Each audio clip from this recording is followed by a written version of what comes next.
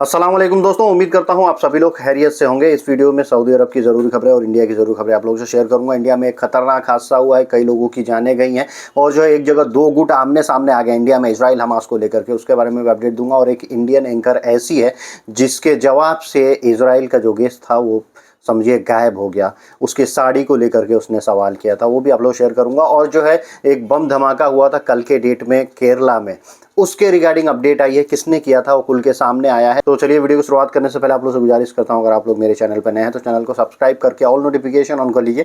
Facebook Instagram पे अभी तक फॉलो नहीं किया तो आप मुझे फॉलो कर सकते हैं। आपके कुछ भी कंसर्न डाउट ट्रैवल के रिगार्डिंग रहे गल्फ कंट्रीज में बेसिकली तो आप मुझसे जुड़ सकते हैं, मुझसे पूछ सकते हैं। सबसे पहला जो अपडेट आप लोगों को शेयर करना चाहूँगा, एक न्यूज़ एंकर है, राइजिंग इंडिया करके एक चैनल है वहाँ की, वो जो है एक डिबेट चल रहा था जिसमें इजराइल के भी गेस्ट थे, फ़िलिस्तीन की भी गेस्ट थी और एंकर अपनी बातें रख रही थी, ये लोग भी अपनी बातें रख रहे थे। इसी बीच इजराइल वाले ने जो है एक ऑब्जेक्शन कर दिया वो औरत की, जो इंडियन एंकर थी, उसके साड़ी पे, उसके पहनावे पे कि जो आपने ये साड़ी पहना है इसका जो कलर है वो फ़िलिस्तीन को रिप्रेजेंट करता है। इस पे जो है उसने गजब धोया है, आप थोड़ा सुन लीजिए। See the colors that you are wearing this evening, and that's why I am purposely wearing blue and white. Because with all due respect to the green, the red, and the black that you have purposely put on this evening, blue and white will always prevail. Let's not divide colors on the basis of religion. It sometimes happens in my country as well. And also to tell you, Frederick, the garment I'm wearing is a sari, and it's my grandmother's. This sari in no way signifies any support for any side. What is happening, what has happened in Gaza, the bombing of the hospital, 5 people dead, is simply criminal. What I'm wearing right now is simply my grandmother's sari. It signifies nothing else. Beautiful. We'll leave it there for the moment. Thank you very much. Frederick? Save it for a different occasion. No, Frederick, I will not let you choose what I wear, and I will not let you choose what I say. I will say what I have to say, and I will speak the truth the way I see it. Truth, of course, has many versions. There is one version coming from Israel, and there's another version coming from Gaza. हम लोगों ने सुना कि ये जो है madam उसको कैसे धोई हैं, इजरायली जो गेस्ट था, और इनके साड़ी पे वो सवाल उठा रहा था कि ये जो आप साड़ी पहनी हो ये फ़िलिस्तीन को रिप्रेजेंट करता है। इस पे उन्होंने बहुत धोया और बोला कि भैया ये हमको गिफ्ट मिला था हमारी जो है ग्रैंड माँ की तरफ से, और ये अभी का नहीं है, जब इजराइल वजूद में नहीं आया था तब का है, और इससे इजराइल हमास का कोई लेना देना नहीं है। आप जो है जो बातें कर रहे हैं ऐसी बातें इंडिया में सुनने को हमेशा मिलती है। कलर को लेके यहाँ पे ऐसा होता है कि ये इस धर्म का उस धर्म का, यहाँ पे कॉन्फ्लिक्ट चलता रहता है, आप वही करने की कोशिश। दोस्तों इसी बीच एक खतरनाक खबर आया, खतरनाक अपडेट है जो कि इंडिया से है। इंडिया के पूर्णिया जिले में दो समुदाय आमने सामने आ गए। फ़िलिस्तीन और इजराइल का जो वॉर चल रहा है उसको लेके किसी एक मुस्लिम समुदाय के शख्स ने जो है इंस्टाग्राम पे कोई पोस्ट कर दिया था, और उसको आपत्तिजनक पोस्ट बताते हुए जो दूसरे समुदाय के लोग थे वो रोड पे आ गए, और रोड पे आए तो दोनों समुदाय के बीच जो है जम के मार पिटाई हुई, जिसमें एक शख्स जो है बुरी तरह घायल हो गया। 5 थानों की पुलिस वहाँ पे पहुँची और पहुँच के इसको कंट्रोल किया और लोगों को भगाया। और लोगों का जो दूसरा पक्ष है उसका यही कहना है कि जब तक वो आदमी गिरफ्तार नहीं होगा तब तक हम लोग ऐसे ही प्रदर्शन करते रहेंगे। आप समझिए कि मानसिकता कहाँ तक जा रही है। कई लोग जो है इजराइल के सपोर्ट में इतने आ गए हैं कि अगर कोई फ़िलिस्तीन के बारे में कुछ लिख देवे तो उसके ऊपर जो है ऐसे हो जाते हैं और दंगे के हालात हो जाते हैं। लेकिन जो लोग भी फ़िलिस्तीन के सपोर्ट में लिख रहे हैं तो उनको भी कुछ लिखने से पहले सोचना चाहिए कि वो क्या लिख रहे हैं, और ये चीज़ें यहाँ हमारे वहाँ किसी ऐसी चीज़ को जन्म न दे दे कि यहाँ पे विवाद हो। तो अगला जो अपडेट शेयर करना चाहूँगा वो भी इंडिया से। इंडिया में एक खतरनाक ट्रेन हादसा हुआ है, आए दिन होता रहता है। अभी इसी महीने में आप लोगों ने देखा था कि एक जगह बिहार साइड में एक खतरनाक ट्रेन हादसा हुआ, कई लोग ही जान गए। ऐसे ही एक ट्रेन हादसा जो है हुआ है विजयनगर में, जो कि आंध्र प्रदेश में है। वहाँ पे ट्रेन जो है आपस में टकराई हैं और उसमें जो है अभी तक बताया जा रहा है कि 13 लोगों से ज़्यादा लोगों की मौत हो चुकी है, 50 लोग जो है घायल हैं। घायलों को जो है मुआवजा दिया जाएगा, मृतकों को मुआवजा दिया जाएगा, ये सब चीज़ें चलती रहेंगी। लेकिन कुछ ऐसा करने चाहिए गवर्नमेंट को कि ऐसे हादसे जो है होने कम हो जाए, क्योंकि हर साल अगर एवरेज आप देखें तो कई सारी घटनाएं हो जाती हैं और बहुत सारे लोग जो है जान गंवा बैठते हैं इन सब हादसों में।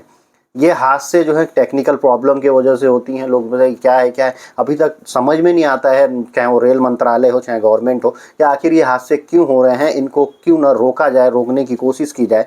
ऐसा अभी तक कोई समझिए कि माकूल कदम नहीं उठाया जाता। अगर माकूल कदम उठाया गया होता तो इसी महीने में ये दूसरा हादसा न हुआ होता। तो एक अगला अपडेट है जो कि रसिया के दागोस्तान से आ रहा है। दागोस्तान एयरपोर्ट पे जो है प्रो फ़िलिस्तीन जो है रैली निकली हुई थी दागोस्तान में, लेकिन वो रैली जो है एयरपोर्ट तक पहुंच गई क्योंकि उनको पता चला कि इजराइल से एक प्लेन आने वाला है जिसमें जो है यहूदी लोग आ रहे हैं। तेल अवीव से फ्लाइट जो है रसिया के दास्तोगन में आने वाली थी। अब इसको लेकर के जो है वहाँ पे हंगामा होने लगा। लोग जो है टूट पड़े एयरपोर्ट में तोड़ फोड़ किए और जहाज की तरफ जो एरोप्लेन आ रहा है उसकी तरफ लोग भाग रहे हैं चेक करने के लिए, भाई यहूदी तो नहीं है।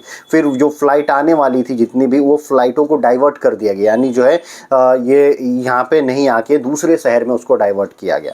तो ये सब सिचुएशन हो गया है। लोग जो है प्रो फिलिस्तीन जो रैलियाँ निकल रही है उसमें इस तरह के भी चीज़ें हो जा रही हैं कि जो चीज़ें नहीं होनी चाहिए।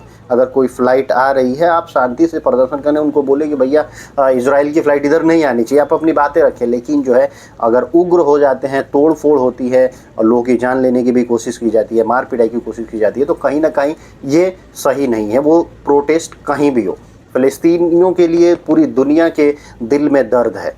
पूरी दुनिया में जितने भी मुस्लिम हों या नॉन मुस्लिम भी हों, उनके दिलों में भी दर्द है, क्योंकि वहाँ पे बेगुनाह बच्चों को मारा जा रहा है इजराइल के द्वारा। और ये जो है ना वॉर क्राइम किया जा रहा है एक तरह से। यूएन भी सख्त है, पूरी दुनिया के लोग भी सख्त हैं, लेकिन इजराइल मानने वाला नहीं है। लेकिन जो दूसरे देशों में दूसरे धर्म के लोग हैं, वहाँ पे भी उनके साथ इस तरह के जो है अटैक करने की कोशिश नहीं होनी चाहिए। तो अगला जो खबर है वो भी इंडिया से। इंडिया के केरला के कोचीन में जो है एर्नाकुलम में एक बम ब्लास्ट हुआ, जिसमें 3 बार बम ब्लास्ट हुआ। बताया जा रहा है कि ये बम ब्लास्ट जो किए गए हैं वो टिफ़िन में, जो खाने की टिफ़िन होती है उसमें बम भर के भेजे गए थे।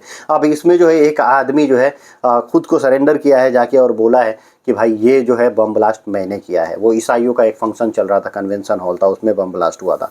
न्यूज़ चैनलों पे आपने देखे होंगे कि इसका एंगल कहाँ से कहाँ तक निकाल के लाया जा रहा था, क्योंकि केरला में ही शनिवार के दिन एक रैली हुई थी जो प्रो फिलिस्तीन रैली थी, फिलिस्तीनियों को सपोर्ट के लिए रैली थी। अब उस रैली का लिंक इसमें किया जा रहा है कि भाई जिस दिन रैली हुई उसके नेक्स्ट जो बम ब्लास्ट हो गया, तो कहीं ना कहीं इन लोगों का हाथ है, यानी मुस्लिम समुदाय का हाथ हो सकता है। इनडायरेक्टली जो है न्यूज़ चैनल वाले बहुत चिल्लम पुकार किए, लेकिन ये शख्स ने आके सबकी बोलती बंद कर दी है। अब ये लोग जो है खुल के ये नहीं बता पा रहे हैं कि आखिर बम ब्लास्ट किसने किया। एक रिपोर्ट आप लोग शेयर करना चाहूँगा। इसमें बताया गया है कि डायनेमिक मार्टिन है, वो सामने आया है, जो ईसाई समुदाय का ही है, इसी सेम समुदाय जिसका फंक्शन चल रहा था उसी समुदाय का आदमी है ये, और इसने ही वहाँ पे बम ब्लास्ट किया है। ये खुद आके इसने कबूल किया। एक अगली खबर आप लोगों से शेयर करना चाहूँगा। तारिक जमील, जिनको आप लोग जानते हैं, पूरी दुनिया में प्रीचर के तौर पर जाने जाते हैं, इस्लामिक प्रीचर हैं, इस्लामिक स्कॉलर भी हैं, इनकी तकरीरें लोग सुनते हैं।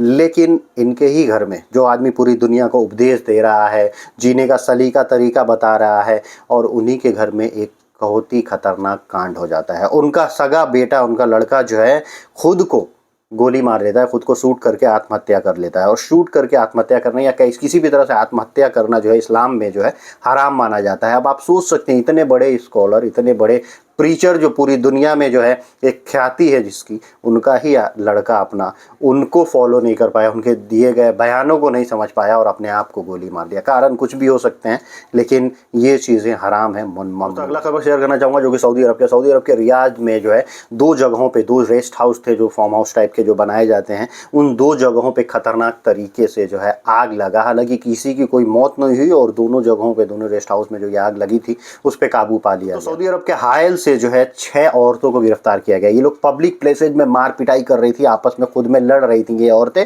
इसका वीडियो वायरल हुआ तो इन 6 की 6 औरतों को जो है पुलिस ने धर दबोचा और इनको जेल में डाल दिया। अभी आपको मालूम है कि सऊदी अरब या कहीं वहाँ पे गल्फ कंट्रीज़ में अगर आप पब्लिकली लड़ाई धड़ाई कुछ भी करते हैं, एक तो लड़ाई धड़ाई मना है और प्लस आप पब्लिकली करते हैं, तो ये और भी खतरनाक क्राइम हो जाता है, फिर आपको जेल की हवा खानी पड़ती है। वीडियो करता हूँ यहीं समाप्त। मिलता है वैसे कुछ अगली वीडियो में। अगर वीडियो इन्फॉर्मेटिव लगी है तो ज़रूर दोस्तों में शेयर कीजिए। Thank you guys, thank you for watching.